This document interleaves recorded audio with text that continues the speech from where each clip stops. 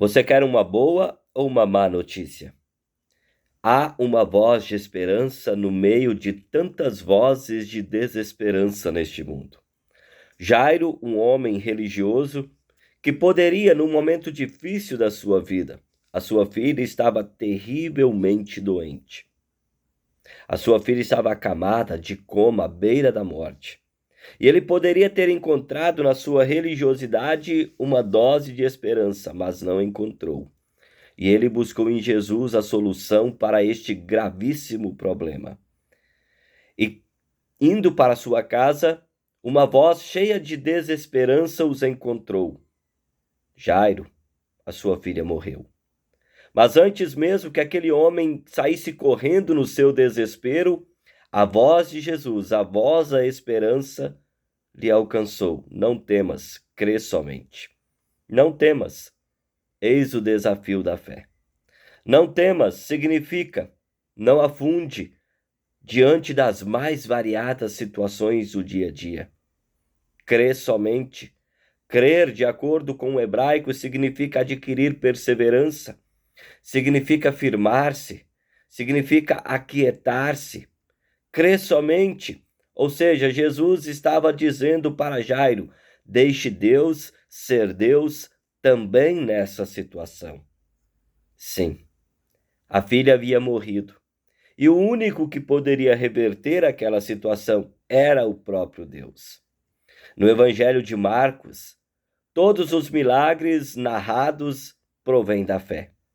E nesse sentido, Jesus está dizendo para Jairo: Jairo, não temas, crê somente. Ou seja, Jairo, não desista da vida, não desista de Deus. A fé, que parecia ser ridícula naquele momento, é séria. Na casa de Jairo, houve risos. Pessoas rindo muito ao ouvir Jesus dizendo que a menina não havia morrido, mas a menina apenas dormia. Para aquelas pessoas, essa afirmação era ridícula. Essa afirmação de fé parece ser ridícula para muitas pessoas. Todavia, é séria. Ao dizer que a menina estava dormindo, Jesus ensinava que bastava uma palavra sua.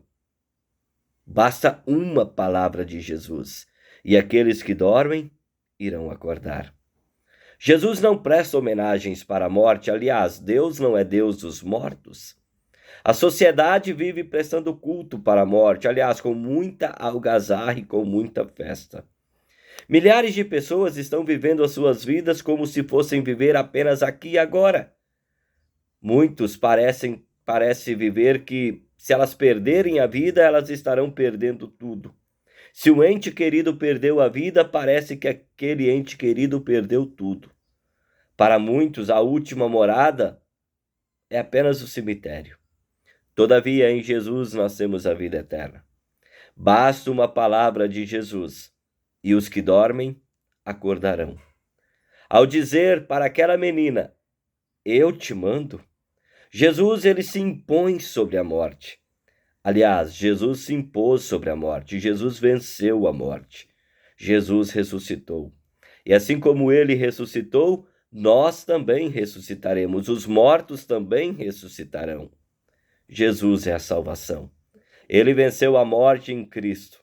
Por isso, nós estamos muito bem. Porque da boca de Jesus nós também ouviremos: levanta-te. E assim, iremos nos levantar e ocupar o lugar no céu que Deus em Jesus preparou para todos nós. Que Deus nos abençoe, que Deus nos guarde e nos preserve firmes nessa fé, hoje e sempre. Amém. Deus te abençoe, um forte abraço, até uma próxima oportunidade, se o Papai do Céu assim nos permitir. Tchau, tchau.